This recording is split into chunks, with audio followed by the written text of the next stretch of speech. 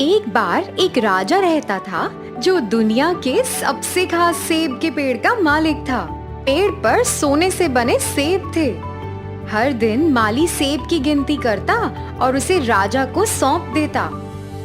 एक दिन माली राजा के पास आया और उसे सूचना दी कि एक सेब गायब है। राजा क्रोधित हुआ और कसम खाई कि चोर को बख्शेगा नहीं। उस रात माली ने अपने बड़े बेटे को सेब के पेड़ों की सुरक्षा में लगा दिया। लेकिन आधी रात के आसपास बड़ा बेटा सो गया। अगली सुबह फिर से एक सेब गायब था। इस बार माली ने अपने दूसरे बेटे को सुरक्षा पर लगाया। रात हो गई और दूसरा बेटा भी आधी रात के करीब सो गया। अगली सुबह फिर से एक सेब गायब था। तीसरे और माली के सबसे छोटे बेटे ने उस रात पेड़ की रखवाली करने की पेशकश की। जैसे ही घड़ी ने 12 बजाए, उसने हवा में एक कर्कश आवाज सुनी और एक शुद्ध सोने की चिड़िया उड़ती हुई आई। जैसे वह अपनी चोंच के साथ एक सेब पर तड़क रही थी। माली के बेटे ने उछलकर उस पर तीर चला दिया, लेकिन तीर ने पक्षी को कोई नुकसान नहीं पहुंचाया। इसने केवल अपनी पूंछ से एक सुनहरा पंख गिरा दिया और फिर वापस उड़ गया। सोने के पंख को सुबह राजा के पास लाया गया, लेकिन वह संतुष्ट नहीं था। उसे अब पूरा पंछी चाहिए था। लेकिन यह कौन करेगा? माली का सबसे बड़ा बेटा राजा के पास गया और उसने काम संभाला। जब वह जंगल से गुजर रहा था, उसने रास्ते के किनारे एक लोमड़ी को बैठे देखा। इसलिए उसने अपना धनुष लिया और जब उसने कहा कि उस पर गोली चलाने के लिए तैयार है, तब लोमड़ी बोली, मुझे गोली मत मारो, मैं तुम्हें अच्छी सलाह दूंगी। मुझे पता है कि आपका व्यवसाय क्या है और आप सोने की पंछी को ढूंढना चाहते हैं। आप शाम को एक गांव पहुंचेंगे। आप एक दूसरे के विपरीत 2 सराय देखेंगे। एक देखने में बहुत ही सुगत और सुंदर है और दूसरा उतना अच्छा नहीं है। रात को आराम करने के लिए आपको वो जो अच्छा नहीं है उसको चुनना है। इस मामले के बारे में जानवर क्या जान सकते हैं? ऐसा बोलकर उसने लोमड़ी पर अपना तीर चलाया, लेकिन वह चूक गया और लोमड़ी जंगल में भाग गई। फिर वह अपने रास्ते में चला गया और उस गांव में आया जहां 2 सराय थे। इनमें से एक में लोग गा रहे थे, नाच रहे थे और दावत हो रही थी, लेकिन दूसरा बहुत गंदा और गरीब सा लग रहा था। उसने सोचा कि अगर वह जर्जर सराय में गया तो यह मूर्खतापूर्ण होगा। इसलिए वह अच्छे दिखने वाले घर में चला गया और खाया और बहुत पिया भी। वह पक्षी और अपने राज्य के बारे में भूल ही गया।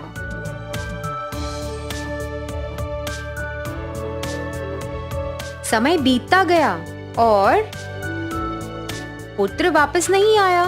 दूसरा पुत्र बाहर गया और उसके साथ भी वही हुआ। इसलिए पहले बेटे ने दूसरे भाई को सुंदर सराय में शामिल कर लिया। समय बीतता गया और सबसे छोटे बेटे ने सोने के पंछी की तलाश की। तीसरे बेटे ने जंगल में आकर लोमड़ी की वही अच्छी सलाह मानी, मेरी पूंछ पर बैठो और तुम तेजी से यात्रा कर पाओगे। जब वे गांव पहुंचे तो बेटा जर्जर सराय में चला गया, क्योंकि यह सही काम था। उसने पूरी रात वहीं विश्राम किया। सुबह लोमड़ी वहीं फिर से आई। अब सीधे आगे बढ़ो जब तक कि तुम महल में ना आ जाओ। सैनिकों को सोने दो, उन्हें फिर पार करो और महल में जाओ। वहां तुम्हें एक कमरा मिलेगा जहां सुनहरी चिड़िया लकड़ी के पिंजरे में बैठी है। इसके पास ही एक सुंदर सुनहरा पिंजरा है, लेकिन पिंजरे को बदलने की कोशिश ना करें, नहीं तो तुम पछताओगे।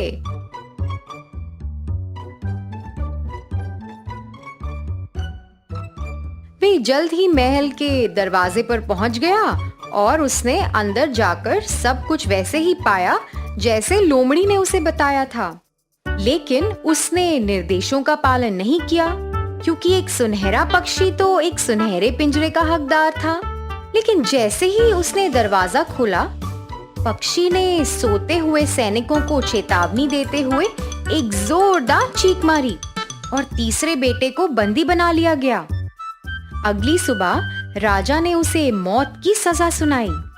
लेकिन बेटे ने अपनी जान की भीख मांगी तो राजा ने कहा, तुम्हें मैं सिर्फ एक शर्त पर बख्शूंगा। मुझे सोने का घोड़ा ला कर दो, मैं फिर तुम्हारे प्राण छोड़ दूंगा और तुम्हें स्वर्ण पक्षी भी दे दूंगा। अपने दोस्त लोमड़ी से मिलने पर बेटा अपनी यात्रा पर निकल पड़ा। आपने देखा कि क्या हुआ? तुमने मेरी सलाह नहीं मानी।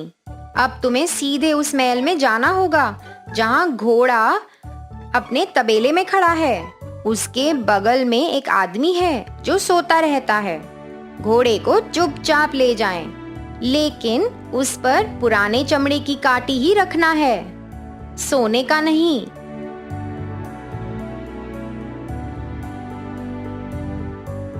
सब ठीक से हो गया, लेकिन जब बेटे ने देखा कि घोड़ा कितना सुंदर है, तो उसने सोचा कि यह सोने की काठी के लायक है। लेकिन जैसे ही उसने सुनहरी काठी उठाई, वो आदमी जाग गया और जोर से चिल्लाया। राजा ने उसे मौत की सजा सुनाई, लेकिन उसने फिर से राजा से अपनी जीवन की भीख मांगी। यदि तुम सुंदर राजकुमारी को मेरे पास लाने में कामयाब हुए, तो मैं तुम्हें जीवन दान करूंगा और तुम्हें पक्षी और सुनहरा घोड़ा भी दूंगा। तब बेटा अपनी यात्रा पर निकला और पुरानी लोमड़ी से मिला। तुमने फिर से मेरी बात नहीं मानी, लेकिन मैं तुम्हारी एक बार मदद और करूंगी। जब तक तुम किसी महल में नहीं पहुंचते, तब तक सीधे जाओ, राजकुमारी के पास जाओ और उसे एक चुंबन दो और फिर उसे अपने साथ ले आओ। लेकिन सुनिश्चित करो कि आप उसे जाने की अनुमति नहीं दोगे और अपने माता पिता से छोड़ने की अनुमति दोगे। लेकिन सुनिश्चित करो कि तुम उसे बख्शने की अनुमति नहीं दोगे। लोमड़ी और बेटा महल में पहुंचे। बेटा राजकुमारी के साथ भागने के लिए तैयार था, लेकिन उसने उसे बख्शने की विनती दी।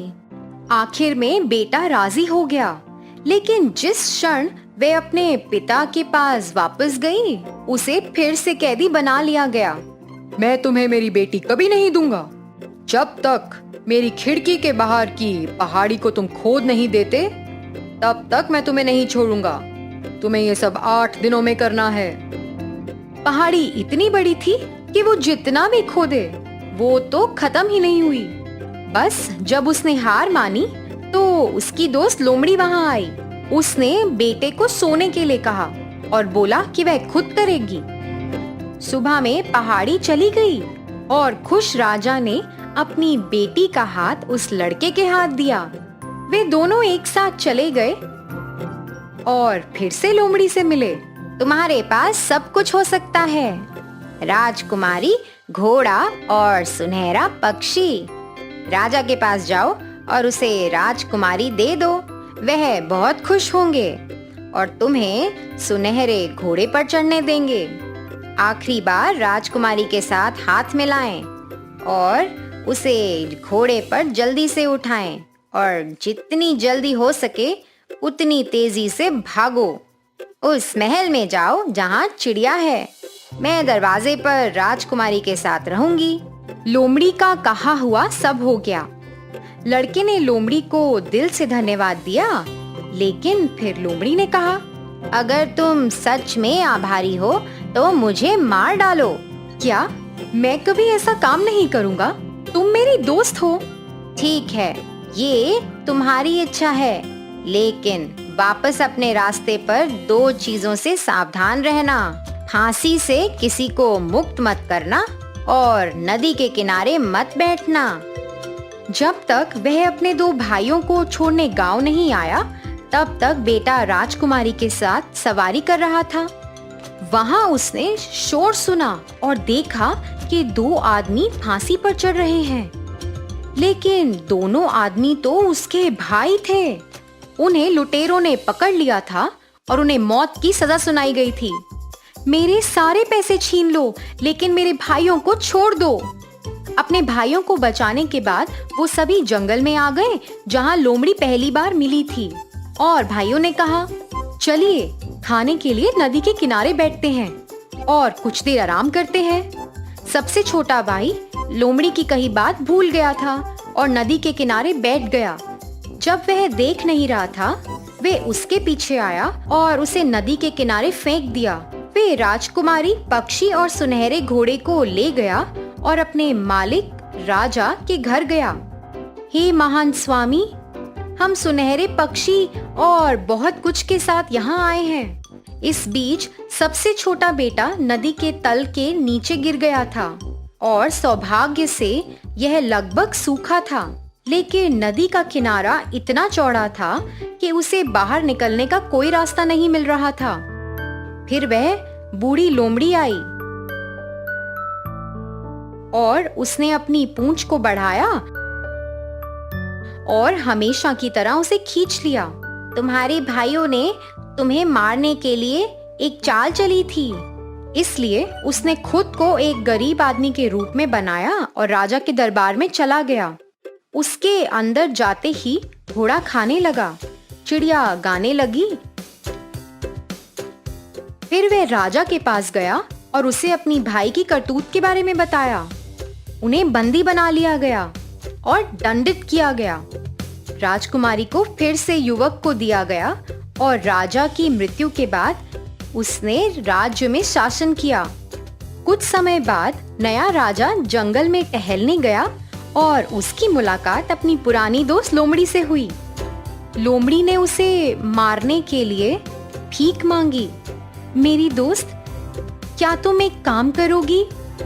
मैं तुमसे एक एहसान मांग रही हूँ, कृपया इसे कर दो। और सबसे छोटा बेटा उदास होकर राजी हो गया। जैसे ही लोमड़ी को मारा गया, उसे एक आदमी में बदल दिया गया। और जैसा कि यह निकला कि लोमड़ी राजकुमारी का भाई था, जो कई साल पहले खो गया था। फिर तीनों ने एक साथ एक सुखी जीवन व्यतीत किया।